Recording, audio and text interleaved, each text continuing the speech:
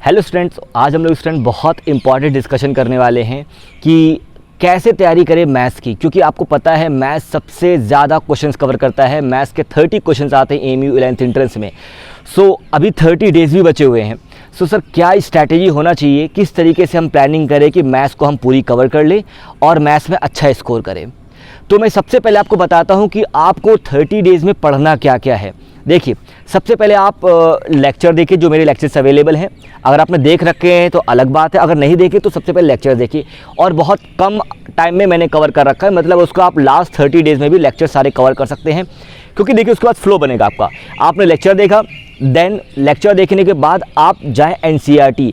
आप क्या करें, एनसीईआरटी सॉल्व करें। अभी मैं बताऊँगा एनसीईआरटी सॉल्व करना इतना इंपॉर्टेंट क्यों है, एनसीईआरटी में मैं इतना फोकस क्यों करता हूँ, ठीक है। उसके बाद एनसीईआरटी सॉल्व करने के बाद आप प्रीवियस क्वेश्चन जो आ चुके हैं एमयू में, आप उनको लगाएं जितने भी क्वेश्चन हैं। और still if you have any time, आपके पास टाइम बचता है, then go for any guide, इस तरह के गाइड जिससे कि सवाल आ सकते हैं, या फिर आर.डी. शर्मा आप सिंपल लगा सकते हैं। लेकिन वो तब जब आप लोग लेक्चर देख चुके हों, आप लोगों ने एनसीईआरटी लगा रखी हो, आप लोगों ने एमयू 11th एंट्रेंस में पिछले साल पूछे गए जो क्वेश्चन हैं उनको लगा रखा हो, then go for guide if you have time. अब मैं आपके सामने बात करने वाला हूँ कि कितने आवर्स स्टडी करें मैथमेटिक्स की। तो देखिए, अगर आप बात करें कि अगर आपने सेल्फ स्टडी सपोज करी 6 to 8 आवर्स करी है, जो कि मैं रिकमेंड भी करता हूं कि 6 to 8 आवर्स आप सेल्फ स्टडी करें, उस टोटल 6 to 8 आवर्स में आपके 3 to 4 आवर्स टोटल सिर्फ और सिर्फ मैथमेटिक्स होना चाहिए। एटलीस्ट 3 आवर्स तो होना ही चाहिए। तो अगर हम सपोज करते हैं आप 3 आवर्स स्टडी कर रहे हैं मैथमेटिक्स की, मिनिमम मैं बता रहा हूँ, मिनिमम 3 या मैक्सिमम 4, आप ऐसा मान के चलें। तो अगर आप 3 आवर्स की स्टडी करते हैं मैथमेटिक्स की, तो आप उसमें ये मान के चलें कि आपको 1 घंटा, पूरा 1 घंटा सिर्फ और सिर्फ आप लोगों को देना है एनसीईआरटी पे। 1 घंटे एनसीईआरटी पे देना है। भले आपने एनसीईआरटी लगा रखी है, अगर आपने लगा रखी है तो 1 घंटे जल्दी जल्दी देखिए उस क्वेश्चन को। 1 घंटा आपको एनसीईआरटी को देना है। एनसीईआरटी में स्पेशली मेंसुरेशन वाले पोर्शन को और ज्योमेट्री वाले पोर्शन को 1 घंटा एनसीईआरटी को दीजिए। और जो 2 घंटा बचता है, उस 2 घंटे में आप कोशिश करिए न्यू क्वेश्चंस जहाँ भी से भी हो सकते हैं वो नए क्वेश्चंस लगाएं, अगर आपने एनसीईआरटी कवर कर लिया है। या फिर जिन बच्चों ने लेक्चर नहीं देख रखा है, वो 3 घंटों को इस तरीके से डिवाइड करें, 1 घंटे एनसीईआरटी, 1 घंटे में लेक्चर देखें, और जो तीसरा जो 1 घंटा है उसमें आप लोग न्यू क्वेश्चंस लगाएं। इस तरीके से आपको पढ़ाई करनी है। ओके, अब इसके बाद बात आती है कि सर क्वेश्चंस आते कहाँ से हैं, सबसे ज़्यादा किस चैप्टर से आते हैं, ठीक है, या किस बुक से आते हैं। तो एक बात समझ लीजिए, जो क्वेश्चंस आते हैं वो मैं बता रहा हूँ मेनली, वो आप मान के चलिए आउट ऑफ 30 पेपर, चाहे टफ आए चाहे पेपर ईजी आए, ये बात बड़ी शॉकिंग बात है कि चाहे पेपर टफ आए चाहे पेपर इजी आए, हर हाल में आप लोगों के लगभग 15 to 18 क्वेश्चंस मिनिमम आपके मैथ्स में एनसीईआरटी से आते ही आते हैं।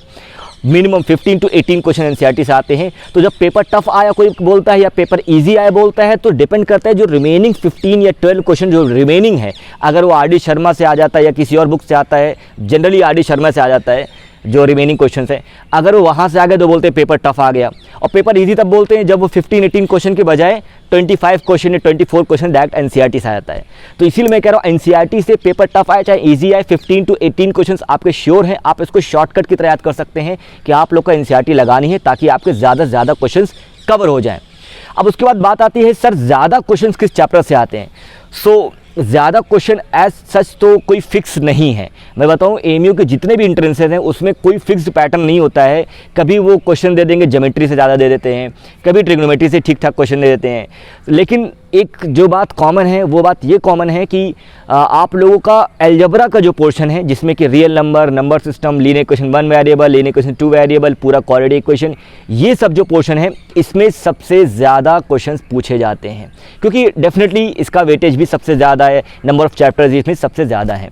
ओके, सो अब देखिए एक बात बहुत इंपॉर्टेंट समझ में है, जैसे मैंने डिस्कस किया 15 to 18 क्वेश्चन एनसीईआरटी से आते ही आते हैं। 15 क्वेश्चन मान के चलते हैं, तो आप एज एन एक्सटर्नल में बात करो, इंटरनल का तो और इजी हो जाएगा मामला। As an external MU entrance निकालना इजी क्यों है? देखिए, अगर आपने एनसीईआरटी पढ़ लिया तो आपके 15 क्वेश्चन हो गए, और मैंने माना जो रिमेनिंग 15 क्वेश्चन है उसमें में से आर.डी. शर्मा से और बाकी किताबों से आए हैं क्वेश्चन मान लीजिए, तो रिमेनिंग 15 में से अगर आपने सिर्फ 5 क्वेश्चन ही सही करें तो आपके टोटल, मैं नेगेटिव नहीं जोड़ रहा उसमें, मैं मान रहा हूँ कि आपने पेपर सही अटेम्प्ट किया है, और प्लस माइनस करके आपके 15 क्वेश्चन उधर हो गए और 5 क्वेश्चन आपने रिमेनिंग 15 क्वेश्चन में से कर लिए। तो अगर आप बात करें मैथमेटिक्स में आपके 30 में से 20 स्कोर मिनिमम आ जाएंगे, और बिलीव मी अगर 30 में से 20 स्कोर आपके आ गए हैं मैथमेटिक्स में तो आपका एमयू इंट्रेंस निकालने की बहुत बहुत बहुत फेयर चांसेस है। मैं हर बच्चों को रिकमेंड करता हूं कि आपके मैथ्स में आपको 20 प्लस स्कोर करना है, ठीक है। अगर 25 प्लस है तो बहुत अच्छी बात है, अगर आप 20 स्कोर करते हैं तो एमयू इंट्रेंस निकालने के चांसेस फेयर क्यों हैं ये सुनिए। देखिए, अगर आपके मान ली 20 क्वेश्चन हो गए हैं आपके यहाँ पे सही, और आप इंडो में मान के चलिए कि आपके इंडो में भी आपने 50% ही सही किए, मतलब आउट ऑफ 20 आपके सिर्फ 10 क्वेश्चन सही हुए हैं, सो आपके जो टोटल जो स्कोर हो जाएगा वो 20 + 10 हो जाएगा। एंड देन 30 आपका हो चुका है, एंड उसके बाद रिमेनिंग बचता है साइंस। साइंस 50 मार्क्स की आती है, उस 50 मार्क्स में से फिजिक्स, केमिस्ट्री, बायो जो कि जनरली पूरा का पूरा एनसीईआरटी से ही आता है, आप उस 50 में से अगर आपने 30 या 35 स्कोर कर लिया तो आपका स्कोर 60 या 65 पहुंच जाता है। मैं एक बार फिर से रिपीट कर रहा हूँ, 15 question of mathematics are directly from NCERT, आपको 15 जोड़ के चलना है। रिमेनिंग 15 में से आपने 5 स्कोर किया तो 20 आपके मैथ्स में हो गए। आप इंडो में टारगेट करके चलिए कि लगभग आपने 10 क्वेश्चन कर लिया आउट ऑफ 20, सिर्फ 10 क्वेश्चन 50%, 10 क्वेश्चन कर लिए तो आपको 20 + 10 = 30। देन आपके 50 क्वेश्चन जो है साइंस के, उस साइंस में से आपको 50 क्वेश्चन में से आपको किसी तरह से 30 से ऊपर स्कोर करना है, जो कि बहुत ईजी टास्क है, क्योंकि साइंस में फिजिक्स, केमिस्ट्री, बायो में जनरली क्वेश्चन एनसीईआरटी से ही पूरे के पूरे क्वेश्चन एनसीईआरटी से मिल जाते हैं। 50 में मान सकते हैं आप 45 प्लस क्वेश्चन तो डायरेक्टली एनसीईआरटी से होते ही हैं। कभी कभी फिजिक्स में थोड़ा बहुत इधर उधर चला भी जाता है, अदरवाइज केमिस्ट्री और बायो जितना मैंने टीचर से पूछा है उन्होंने यही बताया है कि वो क्वेश्चन बिल्कुल एनसीईआरटी से होते हैं। तो अगर आप लोगों ने मैथ्स की ये स्ट्रैटेजी फॉलो की तो डेफिनेटली आप मैथ्स में 20 से ऊपर मार्क्स ला सकते हैं और आपका एंट्रेंस की सिलेक्शन की चांसेस फेयर हो जाएंगी।